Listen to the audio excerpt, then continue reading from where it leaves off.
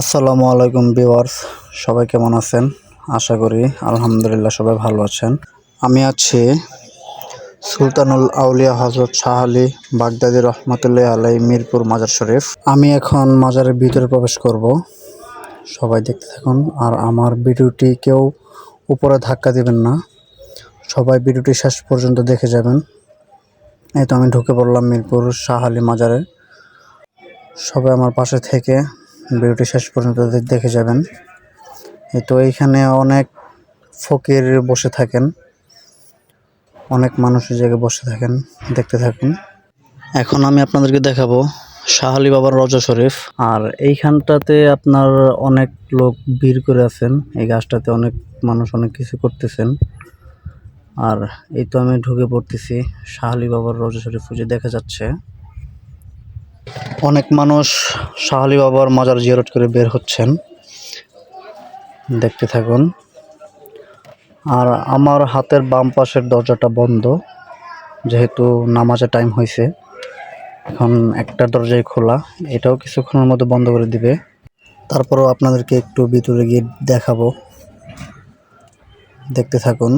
এই তো শাহ আলী বাবার কবর, অনেকে জিয়ারত করতেছেন। আমি পুরো ভিডিওটা দেখাতে পারলাম না, কারণ নামাজের সময় হয়ে গেছে, সবাইকে বের করে দিচ্ছে।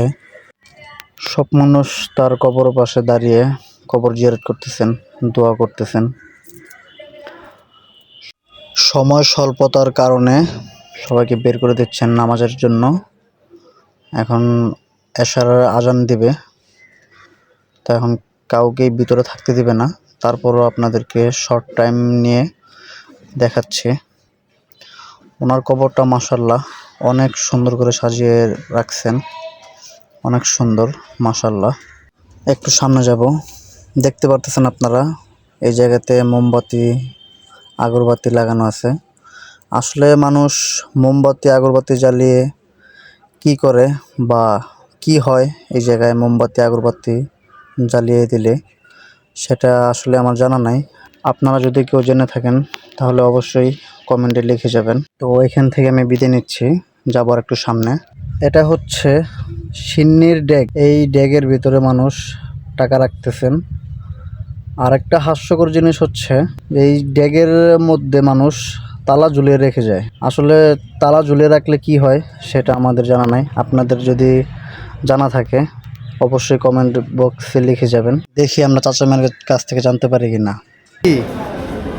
এটার ভিতরে কি হয়? এটার ভিতরে টাকা না তালা ঝুলানো যায়?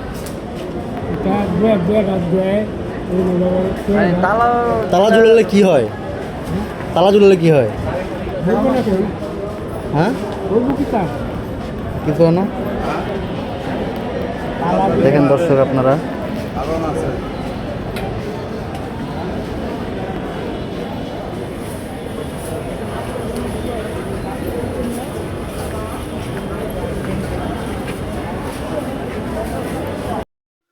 এটা হচ্ছে বট গাছ।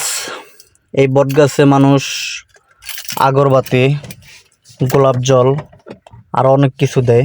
এইখানে লেখা আছে গাছের গোড়ায় মোমবাতি আগরবাতি জ্বালানো ও দুধ ঢালা নিষেধ। তারপরও মানুষ অনেক কিছুই ঢালে।